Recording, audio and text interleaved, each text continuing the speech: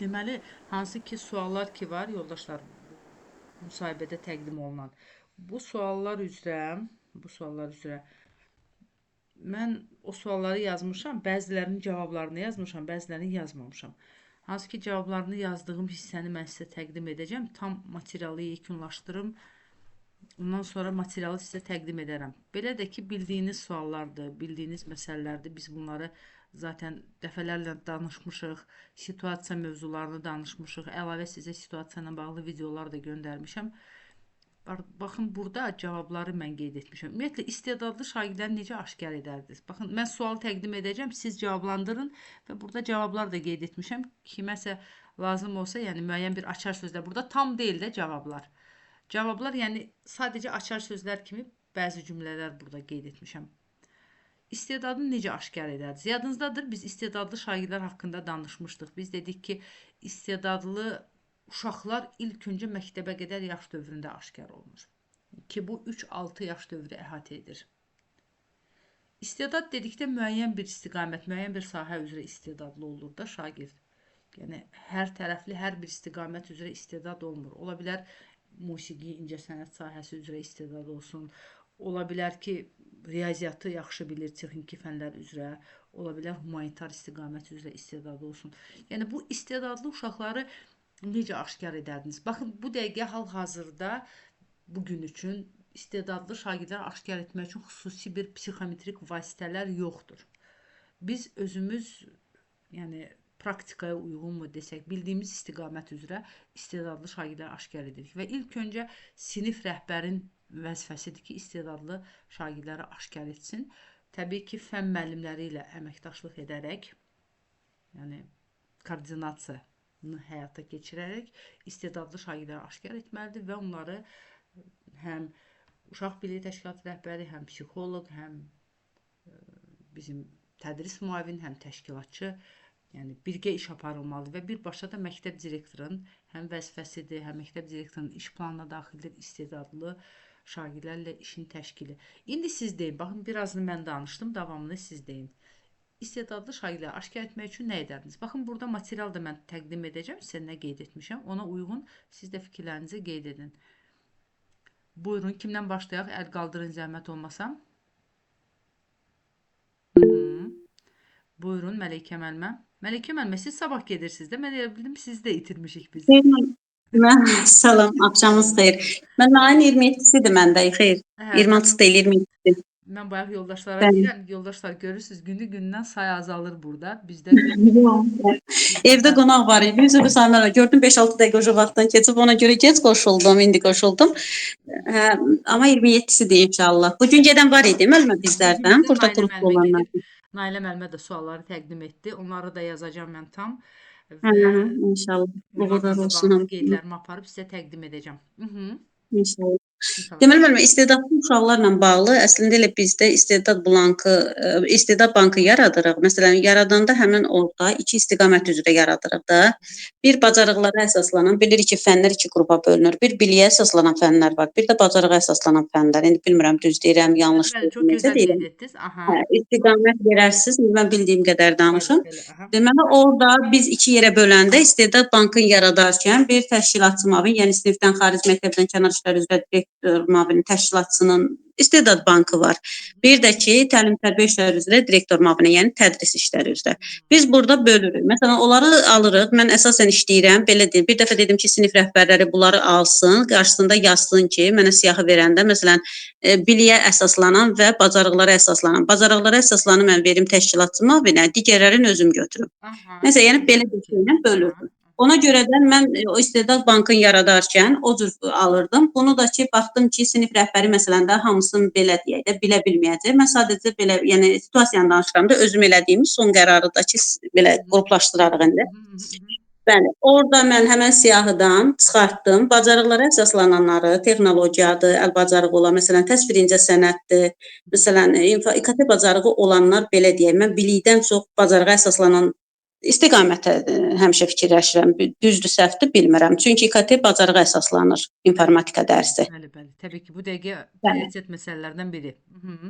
Bəli. Sonra onu 2 blank hazırladıq, 2 bank hazırladıq, istedad bankı və oradan olimpiadalar vaxtı da istifadə eləyirik fən müəllimləri ilə bərabər. Yəni fən müəllimlərindən aldıq. Bunun amma əsas qaydası sinif rəhbəri fən müəllimlərindən kommunikasiya quraraq sizin dediyiniz kimi işləməlidir.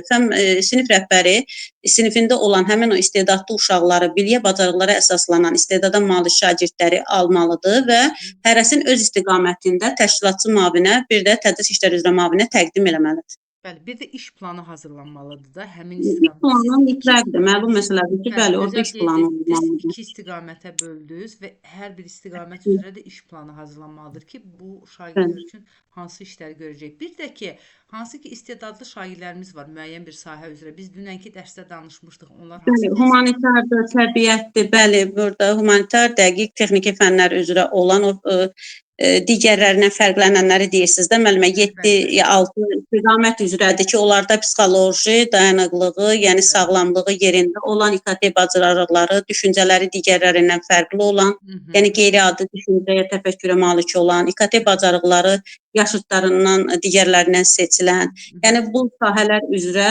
bəli, xarici dili müstəqil öyrənmə xarici bacarığı dili, olan. bəli, xarici dili bilmə bacarığı öz yaşıdlarından fərqlənən, belə deyək də, bir illik materialı digər yaşıdlarından, sinif yoldaşlarından tez mənimsəyən, həmin o istedadlı şagird, o ancaq özün bir il tez, yəni vaxtından bir əvvəl il hansısa bir müddət, səviyyəni vaxtından bitirə əvvəl, bilər. bəli, 8-ci sinif, səhv eləmirəm, 8-ci sinifdə olur, 3-cü sinifdə, 8-ci sinifdə, bir də 10-cu sinifdə bir il tez tədrisi başa vura bilər. Bir də ki, bu istedadlı şagirdlər müəyyən bir sahə üzrə, baxın, eksternatda müəyyən bir sahə deyil. Orada istedadlı sadəcə dediyiniz 6 kriteriya var. Amma Bəli. fərdi təhsildə istedadlı şagirdlər üçün ümumilikdə istedadlı bir şagirddir. Üzr istəyirəm. Eksternatda ümumi istedadı var dedik. Yəni digər şagirdlərdən fərqlənir. Proqramı mənimsəyir daha tez. Amma fərdi təhsildə müəyyən bir istiqamət üzrə özüm də biraz fikrim qarışdı bir arada. Yəni orada ya belə deyək, texniki ya humanitar ya təbiət istiqaməti. Təbiət fənləri. Bəli, həmin istiqamət üzrə onlarda bölünür və o istiqamətə uyğun olaraq 5-9-cu siniflərdə fərdi təhsil təşkil olunur. Aha, indi Məlikə müəllimə çox gözəl qeyd etdi. Dedi ki, 2 istiqamətə bölərəm, ondan sonra ona uyğun iş planı hazırlayaram. İndi həmin istedadlı şagirdləri aşkar etmək üçün hansı işlər görərsiniz? Aşkar etdi, müəllimə qruplaşdırdı. Sorğular təşkil etmək olar, başqa nə etmək olar yoldaşlar? Buyurun, Şəfa müəllim. Şəfa müəllimin də maraqlı fikirləri olur həmişə. Salam, hər vaxtınız xeyir müəllimə. Hər vaxtınız xeyir olsun. Sizin də göndərdiyiniz məlumatlara əsasən onları yəni oxuyub onlara uyğun məlumat vermək istəyirəm ki, şagirdləri aşağıdakı addımlar ataraq aşkar edirəm. Birinci şagirdləri müşahidə edərdim. 4 istiqamət üzrə də, yəni mərhələli şəkildə 4 addım üzrə 4 hətta ondan da artıq şagirdləri müşahidə edərdim. Deyək ki, davranışına mı, yaradıcı fikirlərinə mi, problemi tez həll etməsidir, materialı bayaq vurğuladığınız kimi daha tez öyrənmədir. Sinifdə deyək ki, yoldaşlarından fərqli olaraq liderlik xüsusiyyəti, sinifə ələ alma qabiliyyəti olan uşaqlardır. Daha çox bu şagirdlər sinif nümayəndəsi deyirik də o uşaqlara. Bəli, təbii ki. Sonra sorğular təşkil oluna bilər dedik.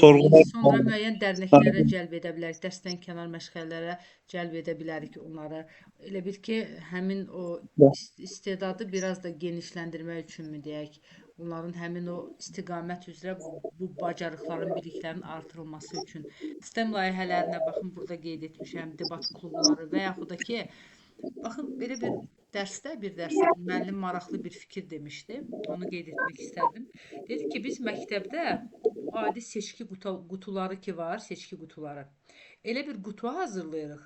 Həmin bu istedadlı şagirdləri aşkar etməkdən ötürü müəyyən bir mövzunu qeyd edirik. Həmin mövzu üzrə onların fikirlərini biz deyirik ki, hər kəs öz fikrini həmin o qutuya, hər kəs yazır, atır qutuya.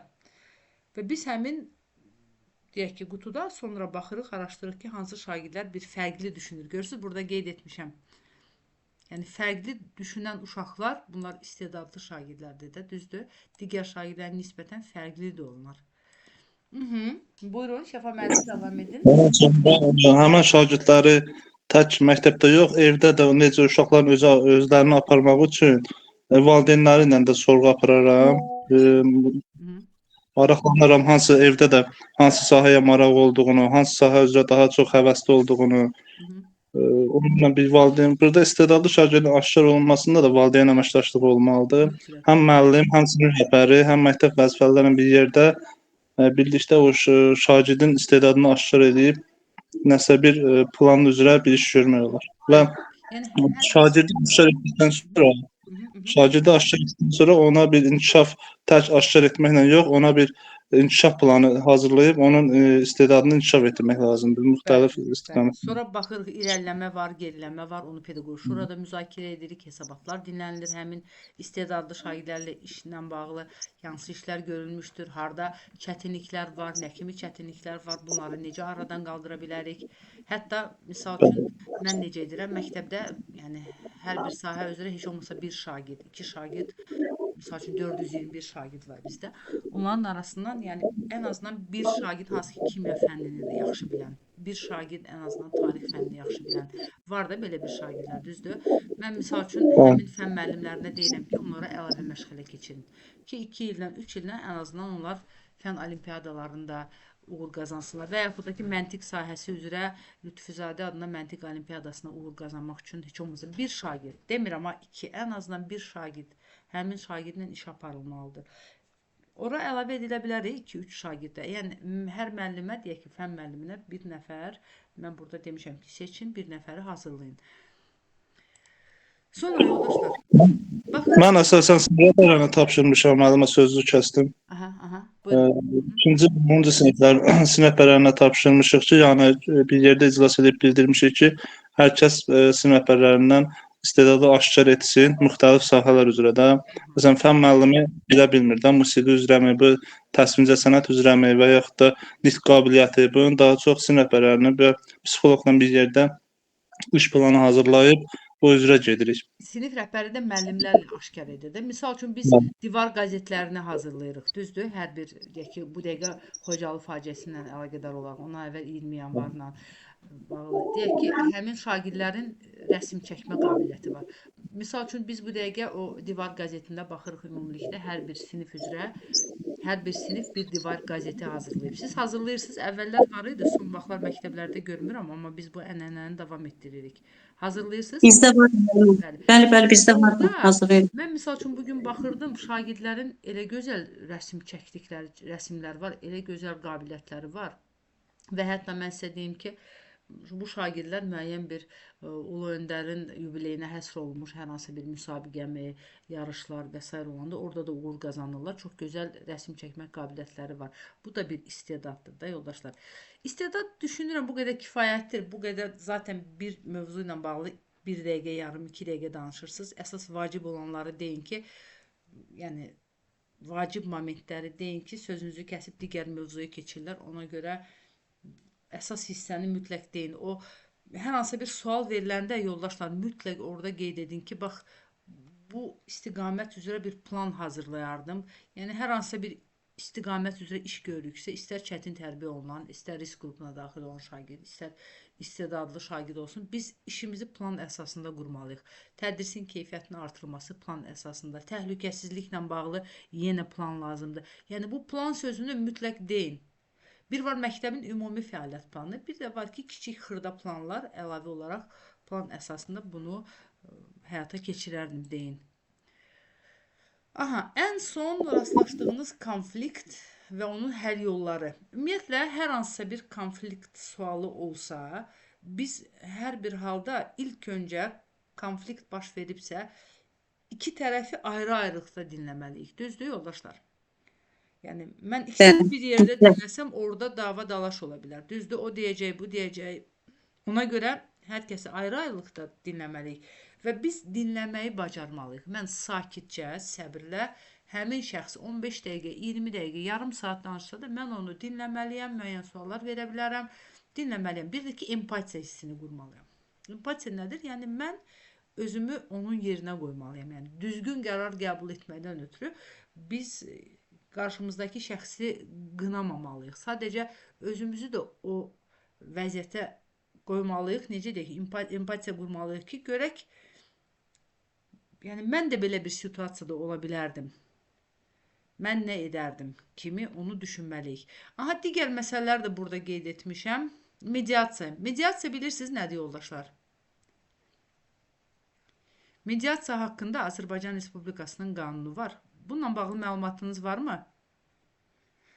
Mediasiya odur Müəllimə, ki, oxumaq yadımdan çıxıbdı. mediasiya odur Bilmirəm. ki, burada barışığın elan olunması üçün bir neytral mühitə gətirir. Misal üçün, ər-arvad deyək ki, ailə, ər-arvad boşanmaq istəyirlər. Birbaşa məhkəməyə getmədən burada mediasiya var da, ayrıca həmin o mediasiya şöbəsi çalışır ki, bu ər-arvadı barışdırsın, bir araya gətirsin. Bax, mediasiya bu deməkdir. Mediasiya haqqında qanunda var. Orada da elə o formada qeyd olunub ki, iki tərəf bir araya gətirilir. Burada barışıq elan olunur, neytral bir mühit. Yəni nə onun tərəfini tutmuram, nə bunun tərəfini tutmuram. Sadəcə bir neytral mühitə, bir ortaq məxrəcə gəlməsinə deyək ki, vasitəçi oluruq. İzah edə bildimmi? Burada da yəni biz çalışmalıyıq ki, iki müəllim arasında fikir ayrılığı yaranıbsa, biz onları barışdırmağa çalışmalıyıq. Və yaxud da ki, valideyn müəllim arasında olsun. Ondan sonra obyektiv qaydada qiymətləndirməliyik də, düzdür? İndi mən istəyirəm sizi dinləyim. Mən müəyyən bir açar sözləri qeyd etmişəm. Bunları da dedim sizə. Siz indi öz fikirlərinizi qeyd edin, zəhmət olmasa. Bir də ki, mən sizə əsas məsələ demişdim. Əgər müəllim arasında münaqişə, fikir ayrılığı deyirik bir də. Müəllim şagird arasında, müəllim valideyn, müəllim rəhbərlik arasında biz nəyə istinad edirdik? Qanunvericiliyə, Hansı qanunvericilik? Etik davranış, etik davranış qaydaları, nizam qaydaları. Bəli, 15 may 2024 Təhsil Nazirliyinin kollegiyasının 07 nömrəli qərarı etik davranış qaydalar. Burada 7 prinsip var. Hansı prinsip uyğundursa o prinsipi də əlaqələndirə bilərsiniz. Yəni cavab verəndə şagird kimi yox, müəllim olaraq, rəhbər olaraq onu normativ hüquqi aktla əlaqələndirib o formada cavablandırın. Aha, indi buyurun, mən sizin cavabınızı dinləmək istəyirəm. Ramiz müəllim, siz iştirak etməyəcəksiniz, təklif irəli sürdünüz. Dediniz ki, müzakirə edək. Bəs siz yoxsunuz bu müzakirədə?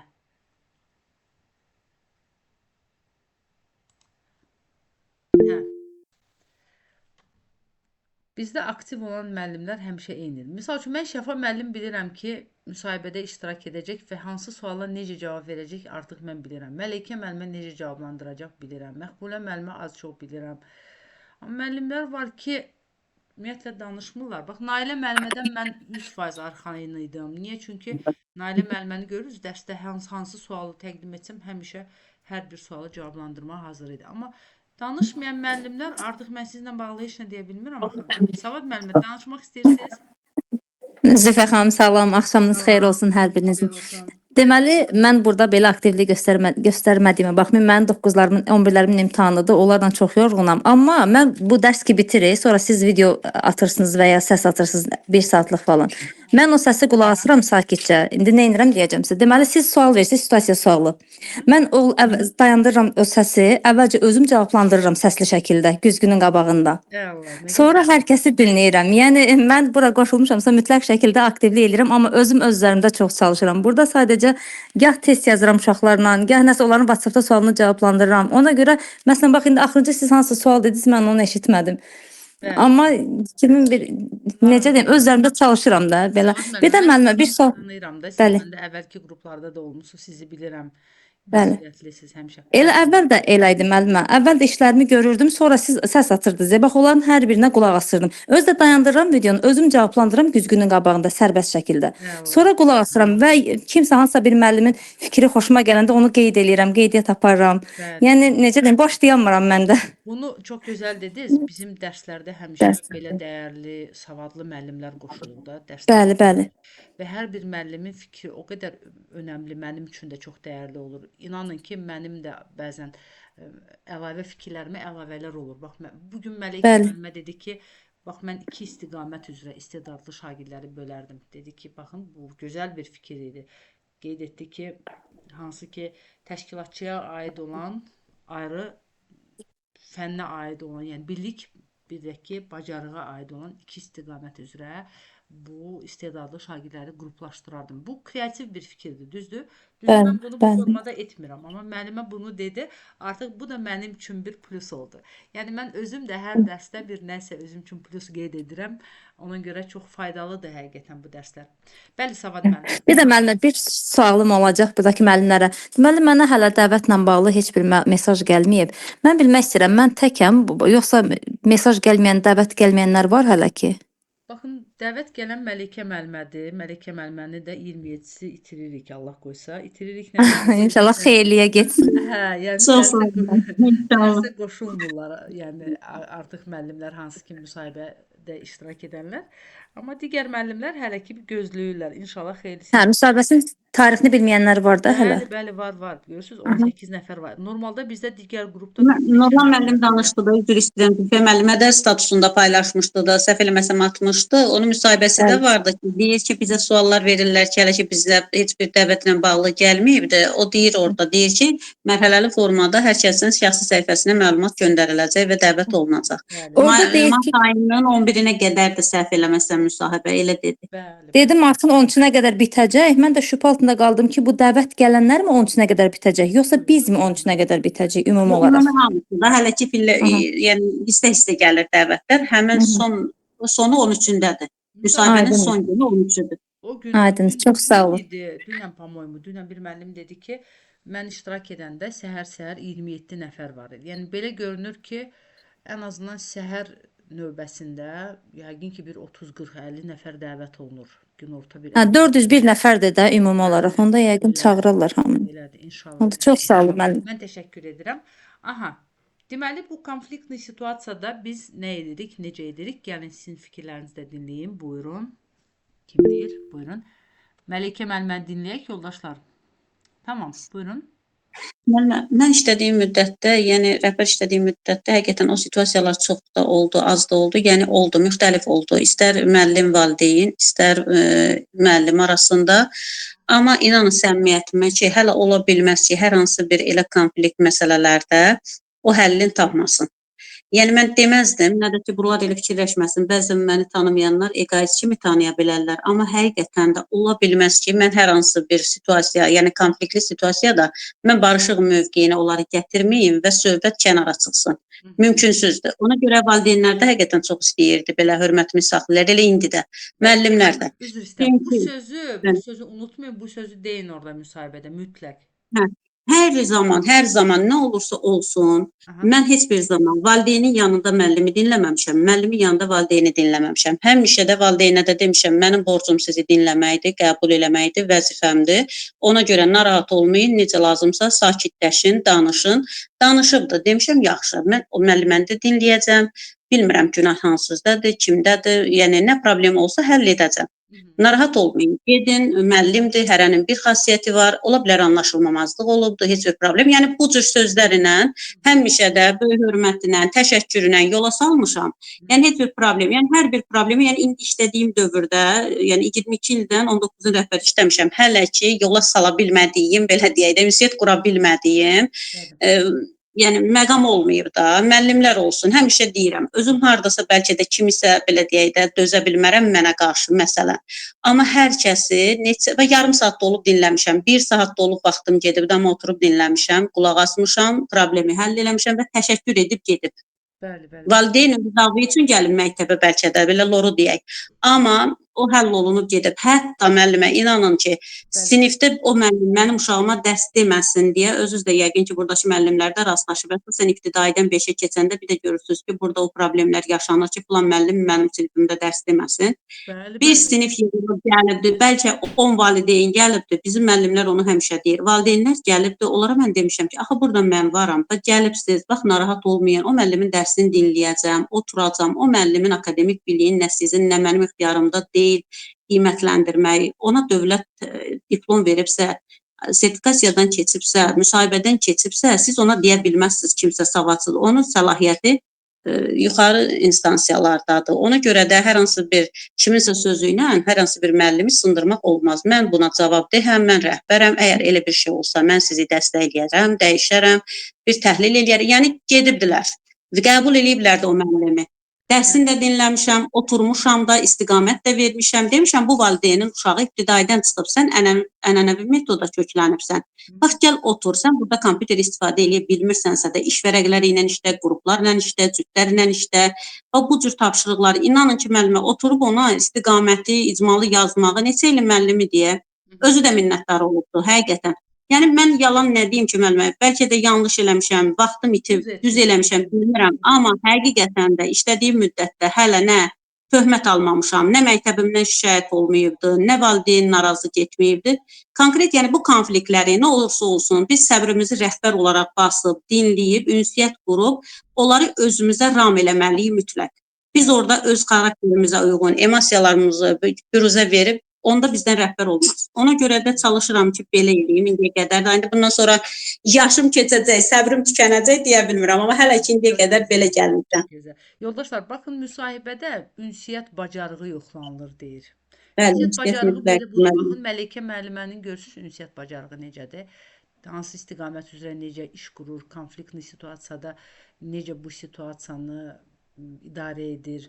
Görürsüz, bu ünsiyyət bacarığı, liderlik bacarığı, elə Məlikə müəllimənin bax bu situasiyanı cavablandırmağı onun o belə deyək, gözəl bir lider olduğunu göstərir həqiqətən də.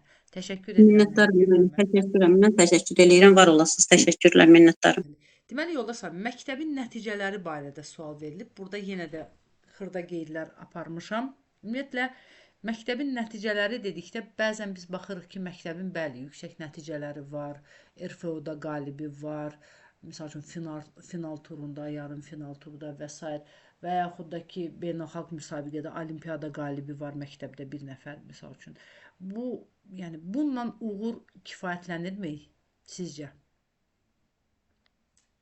Xeyr. Aha, məktəbin uğuru nə ilə ölçülür sizcə yoldaşlar? Nəticə buraxılış fənlərinin nəticələri ilə 4-cü, 6-cı, 9-cu. O qədər o buraxılış nəticəni tələb edirlər. Hər Bəli. iclas olanda o iclasda o nəticə aşağıdır. Biz belə tədbir görəcəyik, odur, budur. Yəni təkcə bu nəticə deyildi. Baxın, o idrak liseyində baş verən hal, situasiya hansı ki o müəllimə deyək ki, şagird müəllimi güllələmişdi, yadınızdadırsa. Bax, o məktəbin çox super bir nəticələri olsa da artıq görürsünüz, belə bir hal baş verdiyi üçün, deməli, hadisə baş verdiyi üçün, artıq həmin məktəbin hardasa necə bir nəticəsi olsa da, artıq məktəb, necə deyək, məktəbin adı artıq pis hardasa qeyd olunur, düzdür? Məktəbin nüfuzuna xələl gətirəsi hər hansı bir hərəkətin olmaması. Məktəbin nüfuzuna xələl gətirəsi hər hansı bir hərəkətin yəni olmaması, idarə olunmaması, nəzarət. Məktəbin nəticələri, bəli, ilk öncə nəticə əldə etmək üçün məktəbdə bir sağlam mənəvi psixoloji mühit olmalıdır, yoldaşlar. Düzdür, həmişə bunu deyirəm mən. Hər kəs həvəslə işinə gəlməlidir, işini görməlidir. Müəllim çox böyük bir həvəslə, stimulla gəlib dərsini keçməlidir.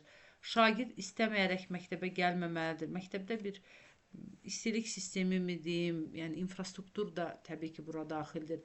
Plus da ki, burada hər kəs özünü rahat hiss edə bilməlidir. Yəni məktəbdə hər hansısa bir məktəbdə bir bullying halları yoxdursa, məktəbdə hər hansısa bir necə deyək, müəllim-şagird münasibəti aşağı səviyyədədirsə və yaxud müəllim-müəllim münasibəti məktəbin kollektivi, bax kollektiv nə deməkdir? Bir ailədir, düzdür? Bu kollektivdə fikir ayrılığı varsa, məktəbin direktoruna qarşı hər hansısa bir aksiyalar təşkil olunursa və yaxud hər hansısa bir müəllimlərə qarşı bir aksiyalar təşkil olunursa, deməli burada sağlam mənəvi psixoloji mühitdən danışa bilmərik. Burada biz uğur əldə edə bilmərik. Məktəbin nəticələri də ola bilməz, düzdür? Bəli, Yəni əməkdaşlıq olmalıdır. əməkdaşlıq olmalıdır. Yəni ona görə də deyirəm mən bu sağlam mənəvi psixoloji mühit bu çox vacib bir məsələdir həqiqətən. Şəfa müəllim, bununla bağlı fikirləriniz varmı? Nəticələri artırmaq üçün hansı işlər görməliyik, onları bilirsiniz. İnkişaf planının hazırlanması. İstəyirsinizsə deyin Şəfa müəllim. Bunları mən dəfələrlə demişəm. Buyurun Şəfa müəllim. Siz vurğuladınız. Bəli. Tək şagirdlərin nəticələri yox, həm müəllimlərin nəticələri olmalıdır, həm idarəetmədə düzgün yanaşma olmalıdır. Həm siz dediyiniz kimi tərbiyə və sosial mühit formasında olmalıdır və ələlxüsusda maddi texniki baza, yəni təlimi keçmək üçün düzgün qurulmalıdır, şərait düzgün olmalıdır. Bir neçə istiqamət üzrə, yəni dediyiniz kimi tək şagirdin yüksək nəticəsi göstərməklə şagird olar yüksək nəticə göstərsə də belə etik davranış qaydalarını, intizam qaydalarını pozan şagird olar. Müəllimlər deyək ki, hər dəfə dərslərdə vurğulayırsınız, 50+ bal toplasa da belə düzgün metod qurub dərsi keçə bilmir, nəticəsi olmur və yaxud da direktorla prinsip aparır, müəllimlər arasında nəsə bir ədavət aparır. Əsas odur ki, məktəbdə rəhbərlik tərəfindən psixoloji mühit həm müəllimlər arasında, həm də şagirdlər arasında düzgün qurulsun ki, məktəb həm zəif nöqtələrini, həm də güclü nöqtələrini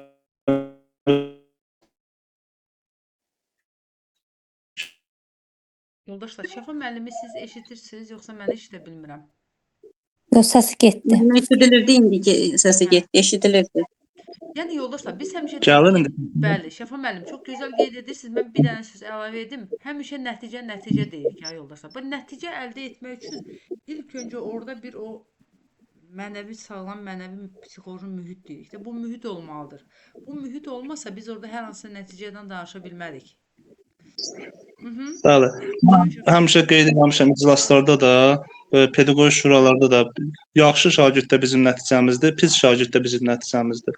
Biz yaxşıları qazanıb, yaxşıları pislərə nümunə çəkib, pislər daha çox vurğulanır, pislər üzrində daha çox biz nəticəmizi göstərirlər. Yaxşı çox vaxt qeyd olunmur. Əsas odur ki, biz zəif şagirdləri biz aşkar edib onlar üzərində işləməliyik. Yaxşı şagird onsuz gələcək irəli. Bizsiz gedəcək qabiliyyəti var. Amma biz zəif şagirdlər üstündə işləmək, hər müəllim deyək ki, biz zəif şagirdi aşkar edib onun üzərində işləməlidir ki, qazanc odur. Bəli, Şəfa müəllim, elə o F563-dür də sizin dediyiniz. Orada nə deyir? Deyir ki, aşağı nəticə göstərən şagirdlərin payında azalma, yüksək nəticə göstərən şagirdlərin payında artma. Düzdür? Bəli, orada göstərir, bəli. Bəli, o F563-ü ümumiyyətlə yoldaşlar, mən sizə bir söz deyim. Bax, mənim belə bir xəssiyyətim var. Müsahibədə mən bu istiqamət üzrə çalışıram danışmağa həmişə. Müsahibədə çalışın, bax, bildiyiniz nə ki var əlavələr. Bax, F563-ü bilirsiniz, bunu deyin tarixi ilə. Məsəl üçün 12 sentyabr 2024. Plus, bax, burada prioritet istiqamətlər və oxu savadlıq, ondan sonra rəqəmsal savadlılıq, ondan sonra riyazi savadlılıq və s. Valideynlərin məmnunluğun hissinin artırılması, inspeksiyadan keçmiş məktəblərin nəticələrinin artırılması və s. Yəni bunları qeyd edin. Əlavə olaraq inkişaf planı haqqında danışın. Burada çalışın ki, əsas vacib bugün üçün prioritet məsələlər ki var ha. Bugün gündəmdə olan məsələlər. Onları çalışın deyin o arada. Görsünlər ki, bu müəllim hər tərəfli hər bir şey bilir. Bildiniz nə demək istəyirəm? Yəni o sual verdikcə belə sakit dayanmayın da, sual verdi, cavablandırdım. Belə necə deyim, passiv bir ünsiyyət qurmayın da orada. Elə bil ki, birinci gələndə düzdür, bir balaca narahat olacaqsınız. Həmin o şəxs ki var, komissiya üzvü, onun qarşısında biraz məsuliyyət olacaq. Amma 5 dəqiqə, 3 dəqiqə keçəndən sonra artıq istər-istəməz o həyəcan da gedəcək, özünüzü tam belə rahat, necə deyim, rahat hiss elətdirin. Bilmirəm, məndə mi bu rahatlıq var? Yəni, harda olsam da, necə olsam da mən elə bir ki, o adamla neçə illərdir tanışam, bir evimdəki kimi özümü hiss edirəm. Bilmirəm, bu yaxşı xüsusiyyətdir, pis xüsusiyyətdir. Bu xüsusiyyət var məndə. Orada Əslində yaxşı xüsusiyyətdir. O ancaq insanın üzr istəyirəm, psixoloji olaraq beynini oturtmalıdır ki, məsələn mən əvvəllər daha çox belə deyək də həyəcanlanırdım, deyirdim qarşımdakı insan Mən həmişə fikirləşirəm ki, qarşımdakı insan onu həmişə qoyuram məqsəd qabağıma. Məndən çox bilir. Bəli, o baxır hansı situasiyadadır. 5-6 adam durur və yaxud da burada bizim bu qədər müəllimlərimiz var. Məndən yaxşı da bilən, təcrübəlidir, savadlı, biliyi. Necə lazımsa insan gərək mənəm deməsin. Yəni mən elə şeyləri sevmirəm də. Sadəcə öyrənirəm, öyrəndiyimi də istəyirəm öyrənirəm. Həmişə mehribançılığı, insanı dəyərlərə mən diqqət eləyirəm, bilikdən də çox. Bəli. Amma məsələn qarşındakı insanı elə yerə gedəndə əgər bir psixoloji özü bilərsən, o da mənim kimi müəllimdir, o da mənim kimi insandır. Bəli. Mən orada otursam necə olar? Mən burada öldürmürlər, son məqam deyil. Ona görə də insan müəyyən qədər özü-özünə bir psixoloq olmalıdır. Son Bəli. məqam deyil ki, bunun axırı var. Əgər belə deyək, məqsəd qoymuşuqsa qarşımıza, bu gün deyil, gələn dəfədir, təcrübə toplaya-toplaya, müəyyən şeyləri qazana-qazana həyatda hədəfə, məqsədə çatırıq da, hədəfləri nöqtələyə-nöqtələyə. Ona görə də elə yerlərdə qorxmağa dəyməz. İnsan üçün can sağlığıdır, insanı dəyərlərdir, harda işləməyindən asılı olmayaraq. Bəli. Şəxsiyyət kimi yaşamaqdır, vicdanlı. Başqa hər bir şey sonra öz yerini tutacaq. Bəli, Mələkə müəllimə. Mən də onu baxın həmişə düşünürəm ki, bax qarşımdakı insan o da mənim kimi bir müəllimdir. Hətta burada bir məsələ var. Baxın biz bir çox şey öyrənmişik bir arada. Özdə az bir müddətdə siz gəldiniz 10 gün, 5 gün, 1 ay və çox informasiya axını var burada. Çox informasiyanı bir ara qəbul etdiniz və bir çox məsələləri bilirsiniz. Amma sizdə müsahibədə görürsüz, hər otaqda 20 dəqiqə müsahibə keçirilir və yaxud da ki 5-6 nəfər komissiya üzvü olanda biri deyək ki kurikulum üzrə mütəxəssisdir, biri psixoloqdur, biri əmək məcəlləsini yaxşı bilir, digəri təhsil qanunvericiliyi. Amma siz hər bir sahə üzrə çalışmısınız ki, daha yaxşı öyrənəsiniz, təkmilləşəsiniz. Necə deyək ki, hər bir istiqamət üzrə məlumatınız var. Ona görə özünüzü pis hiss etməyin, orada rahat olun. Belə. Aha, gəlin keçək digər məsələyə. Məktəbin nəticələrini bildik. Gördüyünüz işlər. Baxın, belə bir sual verilmişdi. Mənim elə bir ki, çalışdığım, baxın, indi hal-hazırda çalışdığım məktəbə ki, mən təyin olundum. Mən həmişə məktəbə, baxın, gələndə deyək ki, əvvəlki məktəb olsun, sonra yer dəyişmə etdim. Mən orada belə deyək də, bir ay ərzində müəllimləri, belə deyək, sadəcə müşahidə aparıram. Dinləyirəm, müşahidə aparıram, nədir, necədir. Və mən burada artıq beynimdə bir plan qururam. Ki, hansı müəllimlə hansı istiqamət üzrə iş görə bilərəm, iş qura bilərəm. Yəni, hansı müəllimə mən etibar edə bilərəm ki, protokol kitabını yazsın. Hansı, deyək ki, şəxs burada katibədir, laborantdır, kimə mən əmr kitabını yazmaq üçün həvalə edə bilərəm. Təhlükəsizliklə bağlı hansı məsələləri burada təşkilatçıdır, bir də əlavə koordinator təyin etmişik. Yəni, necə deyim, olimpiyada ilə bağlı, hər hansı müsabiqələrlə bağlı ayrıca koordinatorumuz var ki, sırf ona göndərirəm məsələləri ki, o özü rəqəmsaldır və s. bilbacardır, bunları keçirir. Əması kimə işləməyə, belə deyək də, etibar edə bilərəm. Hə, bunu düşünürəm ki, görüm ona izah edim, çatdıra biləcəkmi, bunu edə biləcəkmi, yəni istiqamət verim. Və bu formada və mən gəldiyim vaxtdan dedim ki, yoldaşlar, mən direktorla işə qəbul üzrə hazırlıq keçirəm. Bilirdilər zaten, bilməyənlərə də dedim. Dedim ki, kim hazırlaşmaq istəyirsə, kim direktor olmaq istəyirsə, buyurun, gəlin dərslərimə qoşulun, hazırlaşın. Və bir müəllimə ilə qoşuldu. Qoşuldu, nəyə gətirirəm sözümü? Yəqin ki, sizi yormuram. Qoşuldu dərslərə, mən onu hazırlaşdırdım, çox gözəl. Həm test mərhələ idi onda, həm müsahibə və s. Və ona məktəbdə onu biraz yüklədim.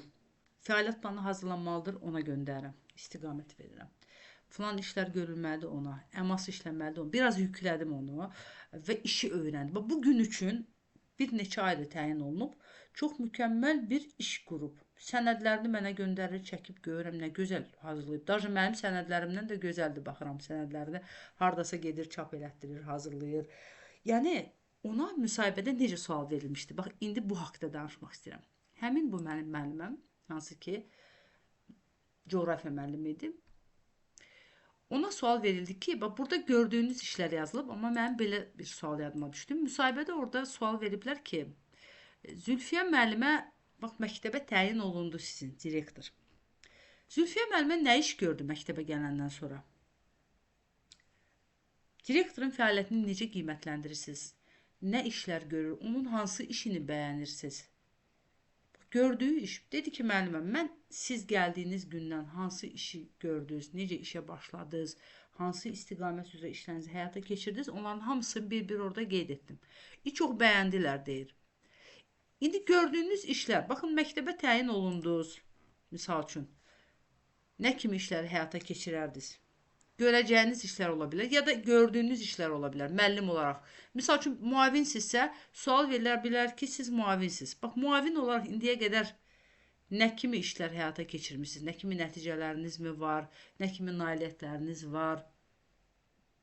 İşi hansı istiqamət üzrə necə qurursunuz? Sualdan indi sual doğuracaq orada təbii ki.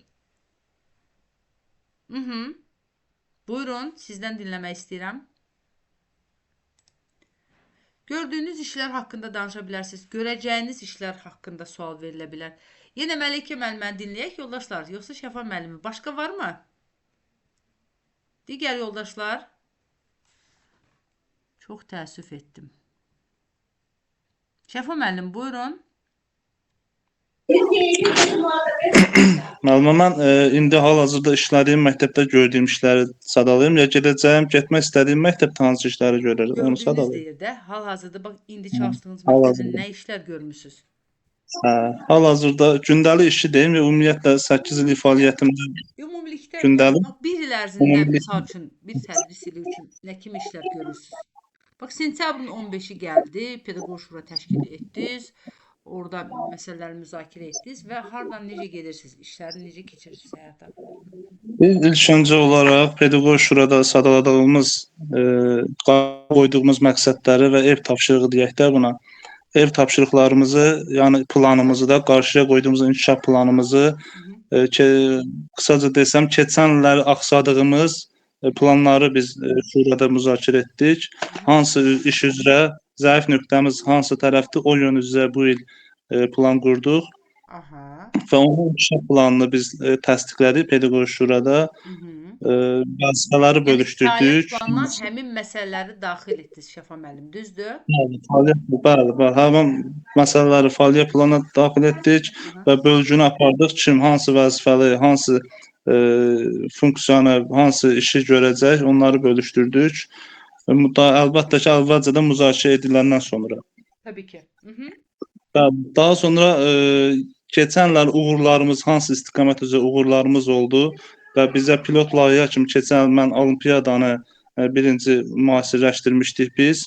Belə deyim də, olimpiyada cədvəli hazırlamışdıq. Hər müəllimə bir olimpiyada demişdik. Keçən il demişdik, bu il üçün hazırlayıb bizə verməsi üçün. Səsim gəlir? Bəli, təbii ki, diqqətlə dinləyirəm sizi. Onun olimpiyada şagirdlərinin nəticəsi hansı vəziyyətdə olduğunu müəllimlərdən soruşduq. Onun üçün biz ordaca da elə bir komissiya nəzərdə tutduq. Komissiya yaratdıq. Olimpiyadanın irəliləşi üçün komissiya yaratdıq.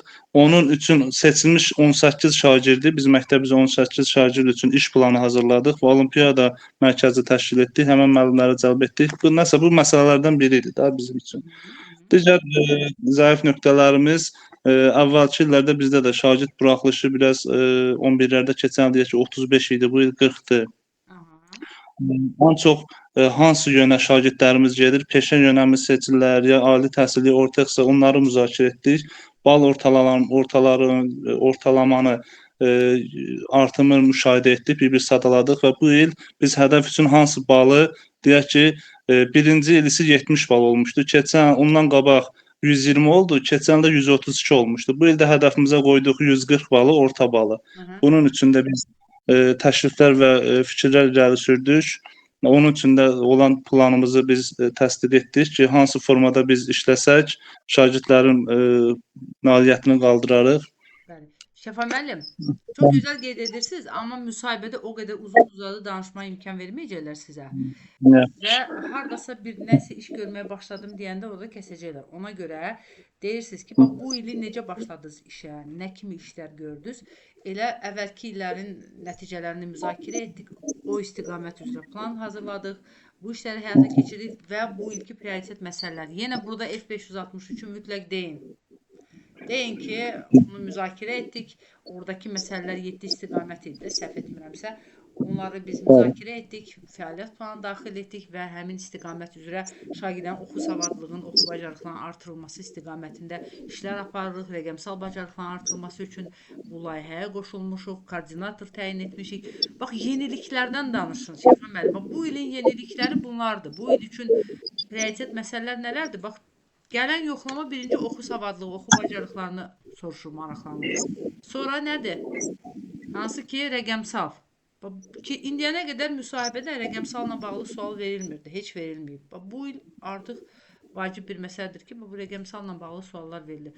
Yəni, şagirdlərin rəqəmsal bacarıqlarının artırılması istiqamətində hansı işlər görürsünüz? Və yaxud da müəllimlərimiz var, hansı ki, ümumiyyətlə İKT bacarıqları aşağı səviyyədədir. Həmin müəllimlər üçün təlimlər təşkil edirəm deyin. Etməsəz də deyin ki, edirəm də, heç olmasa bir əlavələr edin. Bəli, təhsildən ayrılmadan bu təlimləri qəbul etməliyik. Bəli, bəli. Müəllimlər özlərində mentor fəaliyyətini gücləndirməliyik. Bəli. İnkişaf üçün. Yeni bir şeylər deyin Şəfa müəllim. Orada biz nə axtarırlar? Yenilikçi olan müəllim axtarırlar. Yaradıcılıq axtarırlar, yaradıcılıq. Köhnə 50 ilin direktoruyam yox. O vaxtı belə işlər görürdük yox. Bu gün üçün nə tələb olunur?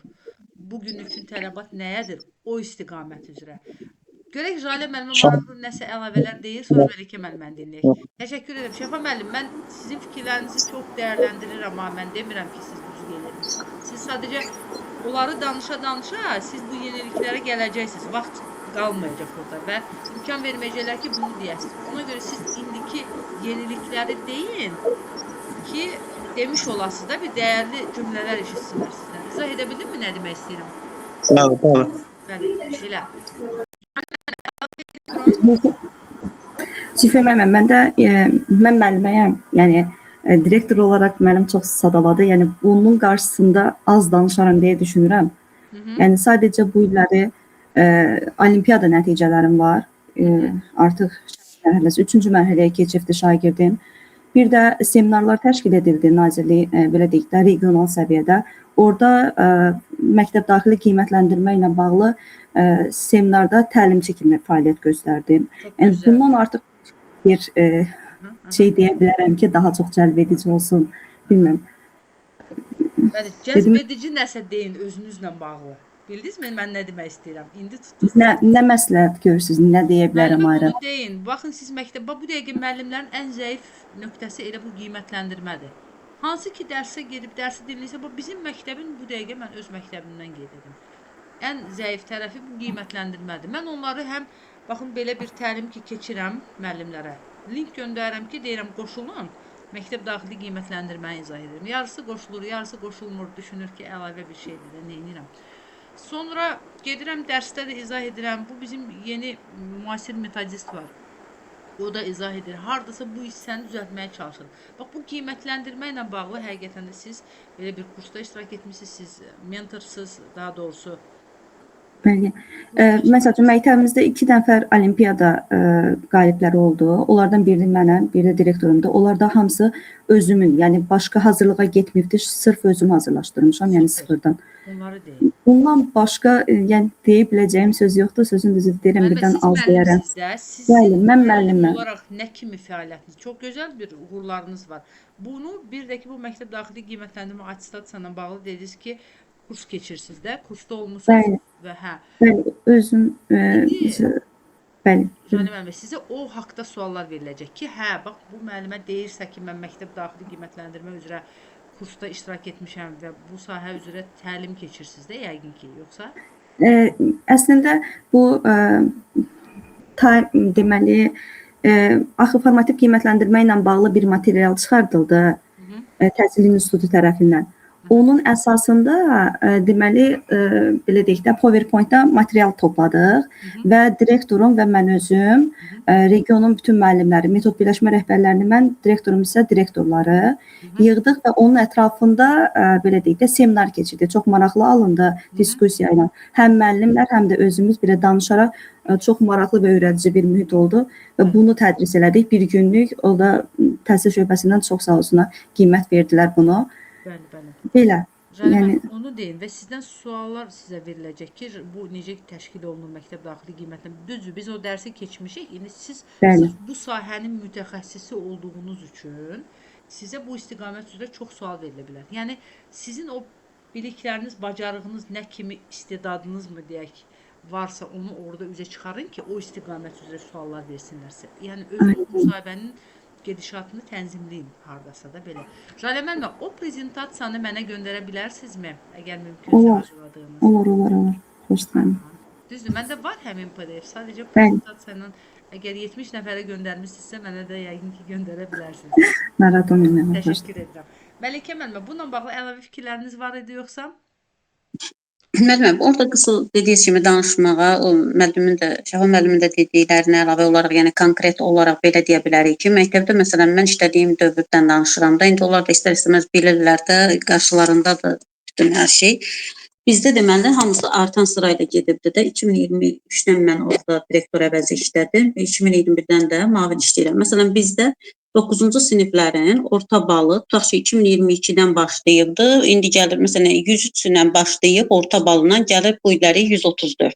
Yəni hamısında artan sıra və məsələn gəlib 2024-də rayon üzrə çıxıbdı. Sabunçu rayonu üzrə 46 məktəb səhv eləməsəm 6-cı yerdəyik. Bakı şəhəri üzrə 113-cü yer. Məsələn 188-dən gəlirmişik 113-cü yerə çıxmışıq. Yəni bunların hər biri məsələn belə deyə bilərik, ümumiləşdirib deyə bilərik ki, bizim məktəbdə nəticələrin artan sırayla getməsi üçün, məsələn, desə nə edibsiz? Belə deyə bilərəm ki, həqiqətən də elə oldu, amma komanda formasında müəllimə işlədik.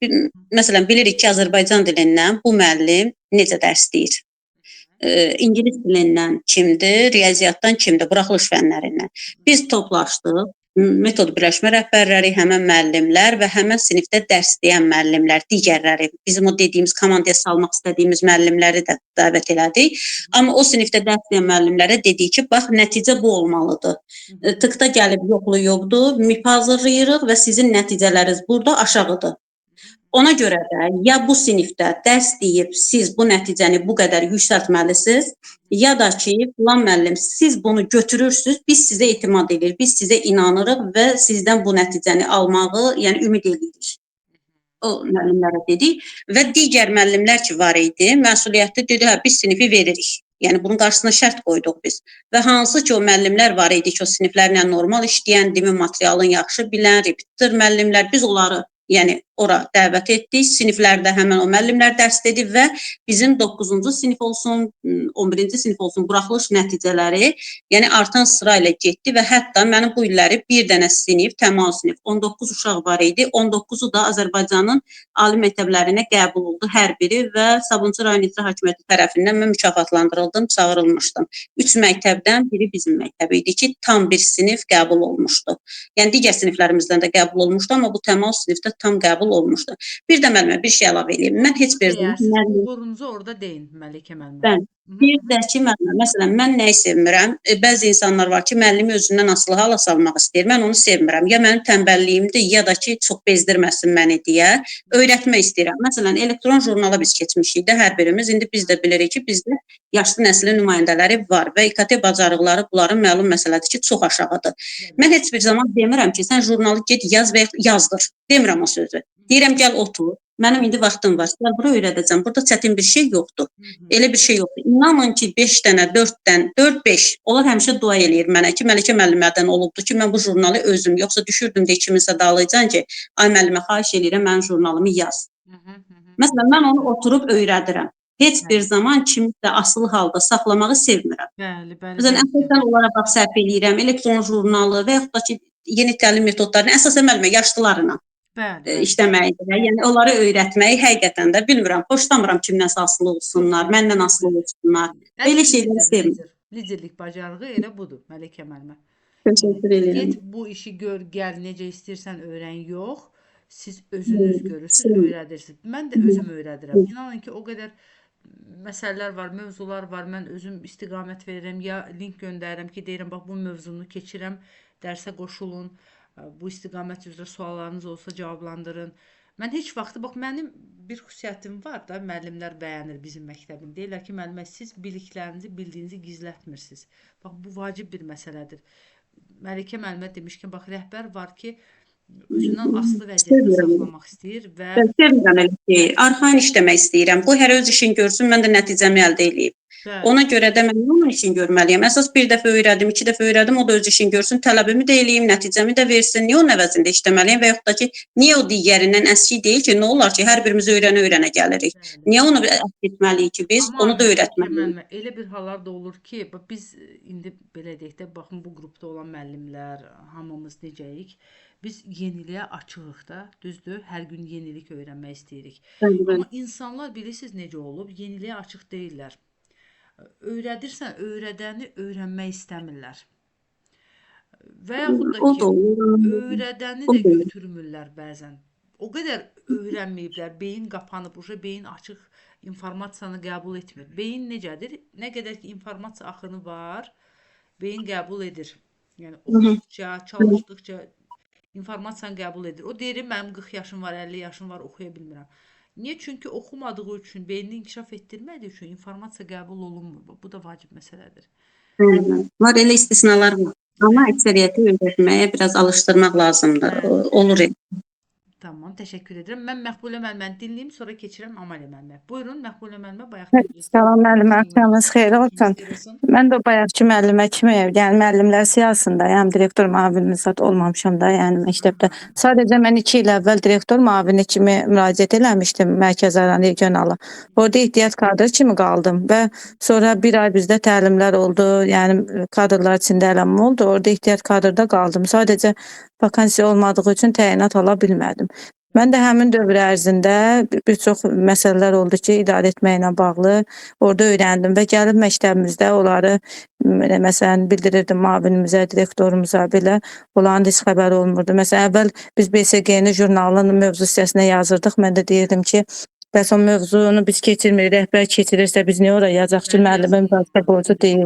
Bu tiplə belə məsələlər olurdu ki, məsələn, müəllimlər gördü ki, mənim orada təlimlərdə biliklərim var, məndən öyrənirdilər, gördülər. Yəni direktorumuzun, müavinimizin zəifliyindən irəli gəlirdi o da. İndi bilmirəm, onu orada bildirməyim, nə tipdə desəm mənə. Müavin zəifdir deməyin. Yəni yox, onu orada deməyəcəm. Sadəcə yəni yeniliklər olurdu. Mən o təlimdə öyrəndiklərimi gəlib məktəbimizdə bildirirdim. Yəni müəllimlərimizə inkişaf elətdirirdim o tipdə. Ya hər hansı bir rəqəmsal bir şey olurdu. Deyin ki, Bəli. mən yeniliyə açığam, yenilikləri çalışıram ki, nə kimi yenilik varsa onu öyrənməyə çalışıram. Hətta onu öyrəndim, gəlib onu məktəbdə tətbiq edirəm. Digər yoldaşlara yol göstərirəm, istiqamət verirəm, onları öyrədirəm. Çünki həm onları öyrənirlər, həm də mən də öyrətdikcə özüm də daha yaxşı öyrənirəm. Bax bunu deyə bilərsiniz bizə əlavə. Düzdür müəllimə. Bəli. Mən bir də müəllim bir şey deyim. Mən Şəki Zaqatala regionalında işləyirəm müəllim kimi. Bizim region. Yəni Şəkinin Uzqarbi kəndində. Orada da əhali sayı azdır, şagird sayı azdır. Biraz direktorda inanın ki, bu 3-cüdür. Bu 3-4 il ərzində 3-cü direktordur dəyişir. Bu təzə gələn direktorumuz da yəni bu il yaşı bitir pensiyaya çıxır. Hətta yəni 1 il qalmış, bu il 1 illik gəlib elə bil. Yəni bilmirəm bunun haqqında nəsə desələr, məktəbin inkişafı olsun. Məsələn mən çalışıram, can atıram. Məsələn o biri müəllimlər də çoxsu yaşlıdır, o qədər inkişaf olmur, tək mənim fənnimlə də olmur. İndi bilmirəm məktəblə bağlı nəsə soruşsalar orada. Məktəblə bağlı məktəbin olmaz ki. nəticələrini soruşa bilərlər. Direktor nə kimi işlər görür məktəbdə bu istiqamətdə? Belə bir suallar verilə bilər, amma müəllimlər yaşlıdır, onlar işləyə bilmirlər falan deməyin. Neqativ danışmayın. Çalışın daha Yox, o pozitiv olun. fikrim yoxdur. Sadəcə nailiyyətimiz biraz aşağıdır. Məsələn, bu il 2-dən 4-cü sinifimiz yox idi. 4-cü sinifdə uşaq yox idi. Məsələn, bizdə monitorinq olmadı.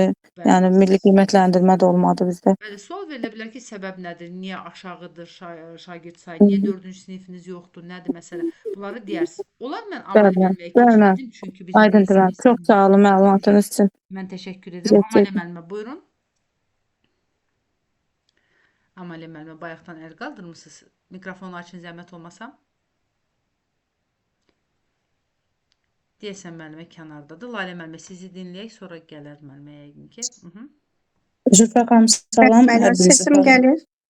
Aha, gəlir. Onlar müəlliməni dinləyək, İşte, sonra keçək. bayaqdan nəysə mikrofonda problem var idi, aça bilmirdim. Axşamınız xeyir olsun. Mən də müəllim olduğum üçün gördüyüm işləri müəllim olaraq hansı işlər görmüşəm, onlardan danışmaq istəyirəm. Birincisi mən özümü yeniliyə açıq, daim öz üzərində işləyən və şagirdlərin maraq və istedadları yönümündə onlara yanaşmağı bacaran bir yenilikçi müəllim kimi görürəm və bu cür də fəaliyyət göstərmişəm. Qəbul olduğum məktəb, yəni bir kənd məktəbi idi. Orada uşaqların akademik göstəriciləri də zəif idi. Nizam, intizam barəsində baxırdım ki, uşaqlarda problemlər var və risk qrupuna daxil olan uşaqlar da çox idi. İlk öncə birinci direktorla bu barədə söhbət aparmışdım. Direktor mənə məsləhət görmüşdü ki, müəllimə, siz sadəcə bir müəlliməsiz, başınızı salın aşağı, öz işinizlə məşğul olun. Amma yenə də bu vicdanım yol vermədi. O uşaqlarla mən daha yaxından məşğul olmaq istədim. Bu hissəyim böyük bir layihənin yazılışına gətirib çıxartdı və layihəm də qalib gəldi və istədiyim həmin o işləri artıq mən səlahiyyətli bir yəni layihə rəhbəri olaraq görə bildim. Bu layihə mənə səlahiyyət verdi. Həmin layihənin hədəfində olan uşaqlar, deməli yenə bayaq qeyd etdiyim kimi akademik göstəriciləri zəif olan, nizam, intizam qaydalarına riayət etməyən və risk qrupuna daxil olan uşaqlar oldu. İlk öncə monitorinq apardım və bu zamanda apardığım monitorinqdə xarici ədəbiyyatlardan dil ilə bağlı problem olmadığına görə, yəni ingilis, rus ədəbiyyatlarına müraciət elədim. Oradan tərcümələr götürmüşdüm, psixoloji, pedaqoji testlər götürdüm və o uşaqlar arasında test keçirtdim. Təxmin etdiyim kimi həmin o uşaqlar həqiqətən də o testdən də keçəndə gördüm ki, həqiqətən də risk qrupuna daxil olan uşaqların cərgəsində olan uşaqlar imiş. Bunu testlə sınaq etdim və başladım onlarla işləməyə. Onlarla hansı səvqidə işlədim? Deməli, milli mənəvi dəyərlərin aşılanması, onların öz hüquqlarını barədə maarifləndirici tədbirlər, sonra erkən nigaha qarşı onlarla maarifləndirici söhbətlər apardım. Narkotika yox deyək başlığı altında maarifləndirici söhbətlər apardıq. Sonra onların valideynləri haqqında, valideynlərinin onlara göstərdiyi qayğı haqqında və yaxud da ki, onların valideynlərinin onlara qarşı etdikləri müsbət və mənfilər haqqında danışdıq ki, yəni bu psixoloji tərəflərini açıqladıq. Onlar özləri də valideynlərini artıq başa düşməyə başladılar. Yəni bir çox maarifləndirici söhbətlər apardıq. Bəli, valideynlərlə də görüşdük və valideynlərin davranışında olan bəzi korreksiya etməyə çalışdıq. Onlarla söhbət apardıq.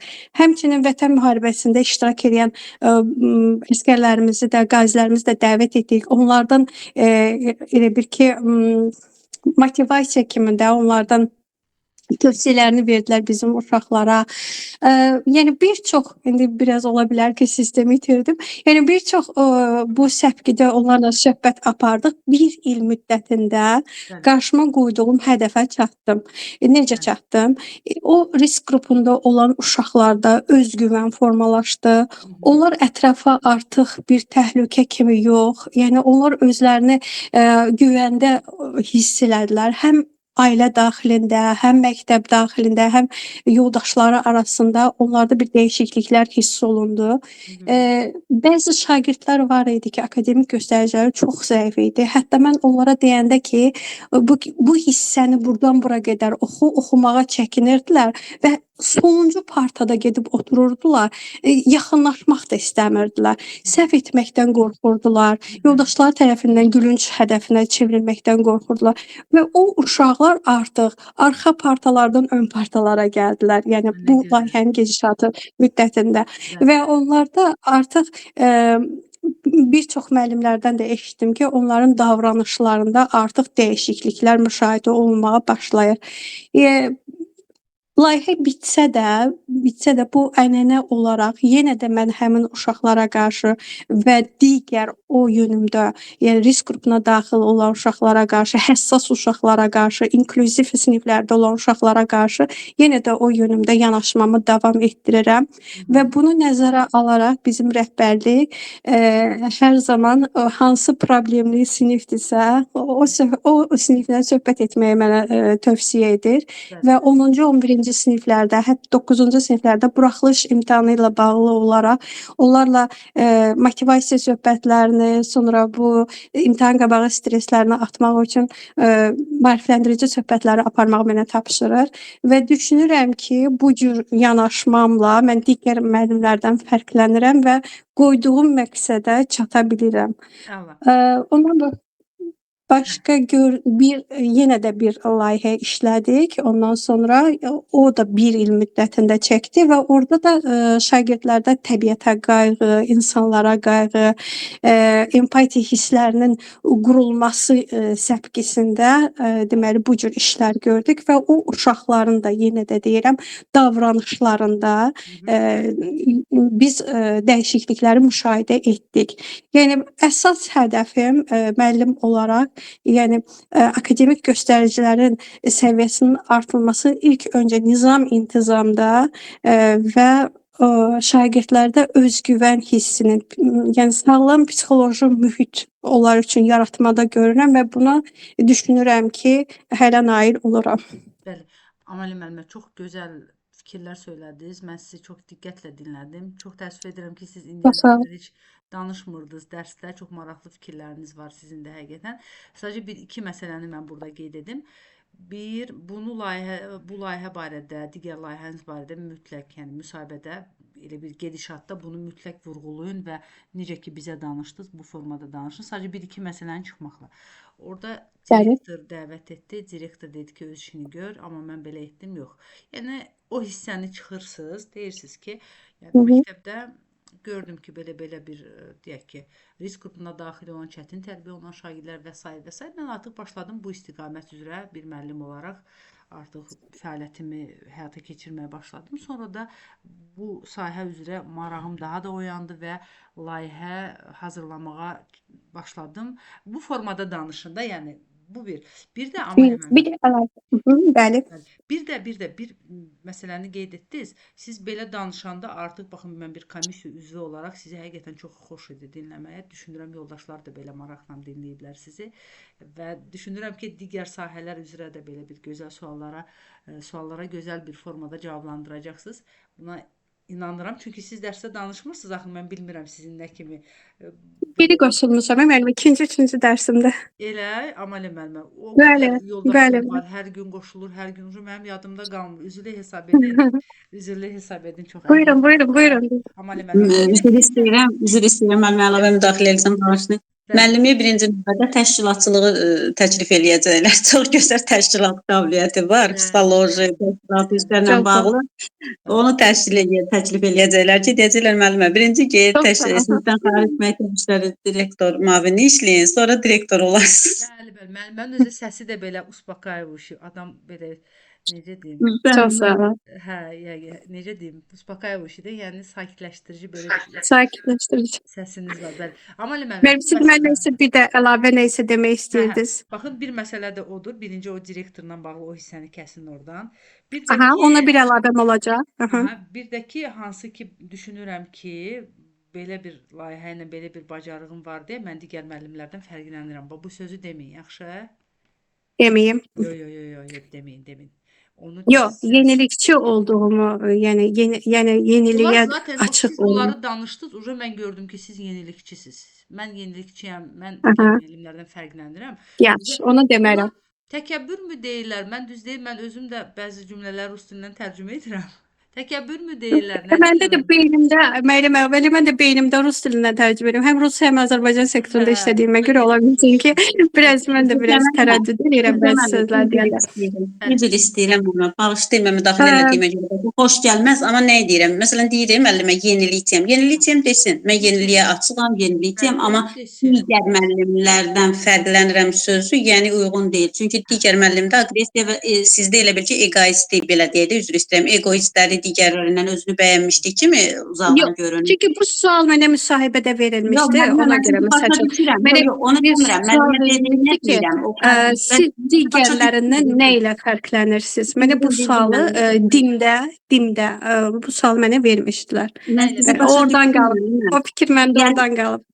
Hə, siz desəz ki, mən yenilikçiyəm, digərlərinə fərqlənirəm sözünü deməsəz də, olar. Çünki artıq onlar biləcək də. O sözü siz cümləyə deməsəz, o Bəli. tamamlayır onu. Bəli, bəli, bəli. Bəli. Bir də müəllimə, bayaq ki mən dedim direktor məsələsini. O əslində məni qorumaq üçün deyirdi. Çünki mən Bakıdan həmin kəndə gedən bir müəllim idim və dedilər ki, bizim kəndin adət-ənənələrini və onların xüsusiyyətlərini bilmirsiniz. Yəni siz özünüzü riskə atmış olursunuz da əslində. Mən ona görə mənə o xəbərdarlıq edilmişdi. Doğrudan da belə bir halla rastlaşdıq. Valideynlərin etirazı da oldu. Hətta mənim üstümə hücum çəkib gələn bir müəllim özü valideyn də olmuşdu. Hədələmişdi ki, gedib o müəllimin nəysə gədə əl qaldıracaqmış, mənə nə edəcəkmiş. Yəni biz o valideynlə görüşdüm. Mən onunla görüşəndə artıq bir söhbətdən sonra valideyn ağlamışdı. Dedi ki, mən özüm utandım, xəcalət çəkdim ki, içimdə bu hisslərlə gəlmişdim də. Yəni siz doğrudan da bizim uşaqlarımız üçün çalışırmışsınız. Siz dediyiniz hər bir sözü əslində bizim xeyrimizə deyirmişsiniz. Amma mən çox səhv, yanlış başa düşmüşdüm sizi. Biz dostcasına ayrıldıq. İndi ondan sonra onun 3 evladına da dərs demişəm. Yenə də xoş münasibətlərlə.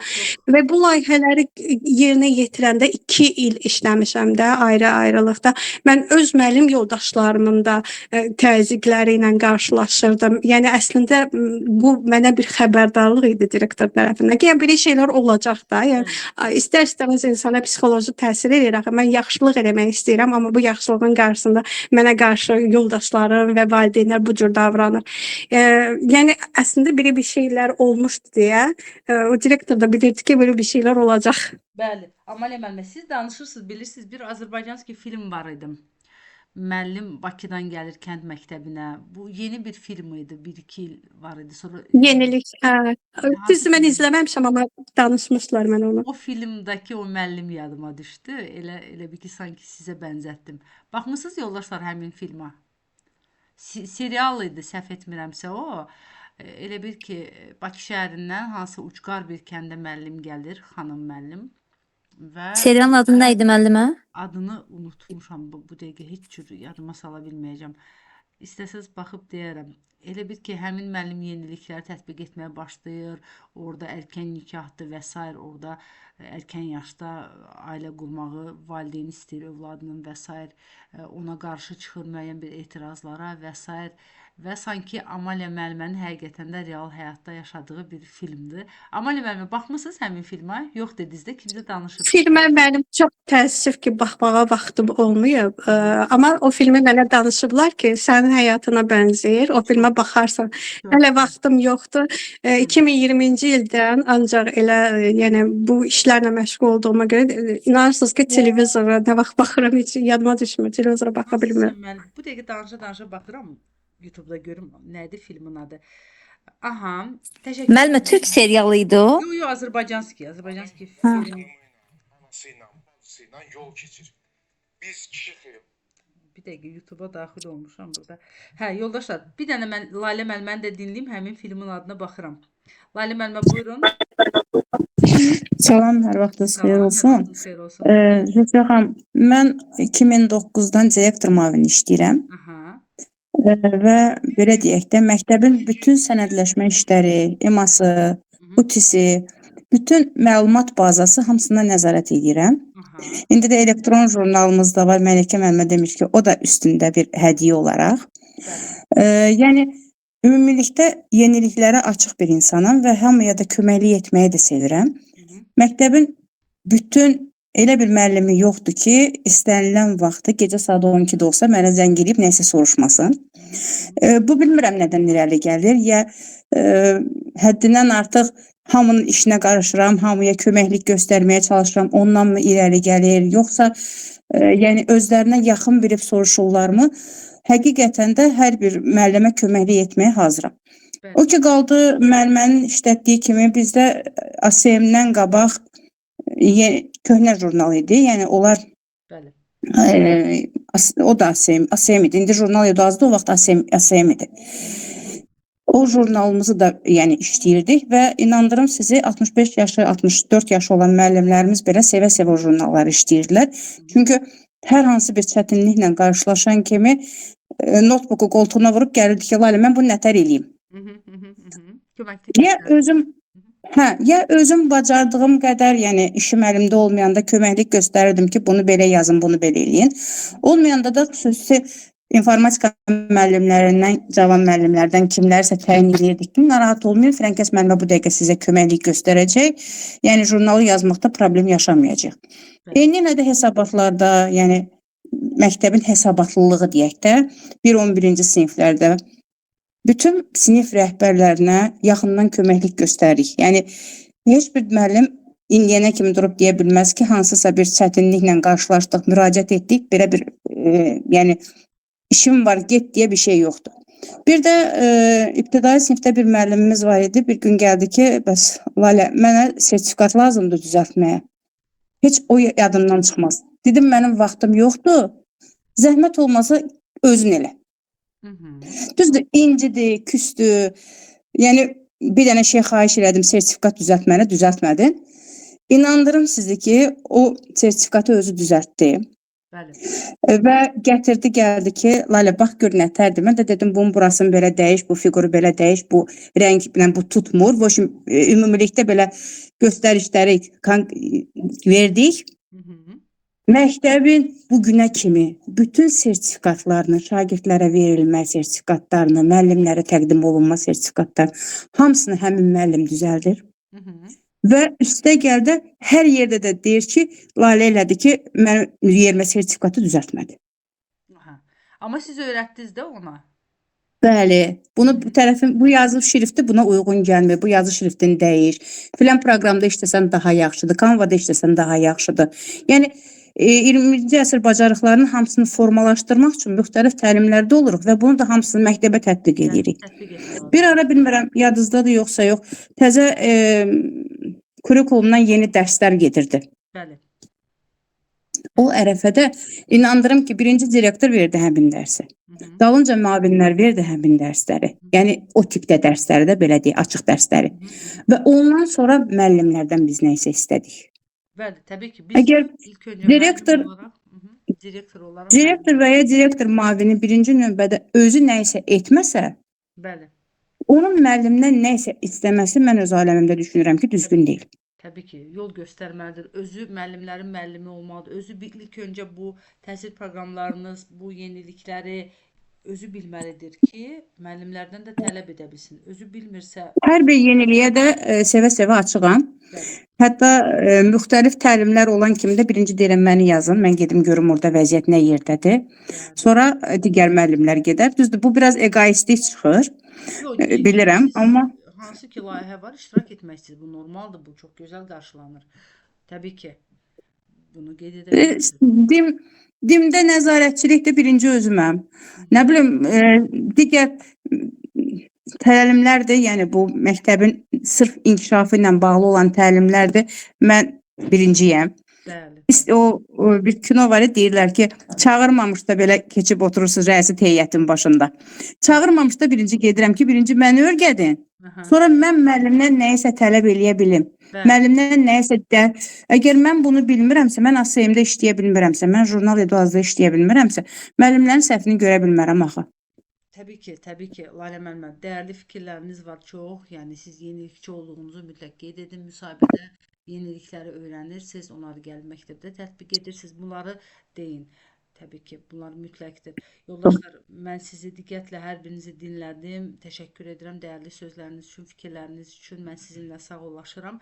Və bu arada filmin adı, baxdım, tapdım. Vətəndaş adı filmin adı. Sadəcə müəllimlərə aid olan bir serialdır. Film də yox, serialdır.